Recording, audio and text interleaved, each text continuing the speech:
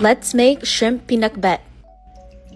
First things first, place your bitter melon in water and salt and let that soak while you prep everything else.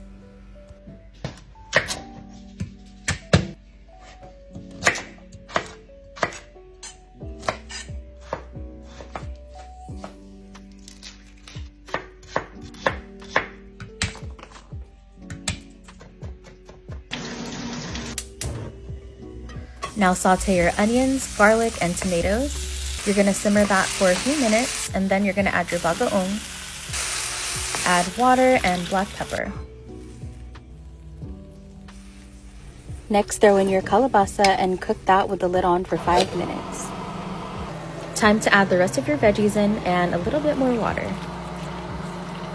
A little bit more fish sauce, then cover and simmer for 10 minutes. Last step is to add your shrimp, cover, and simmer for 5 more minutes.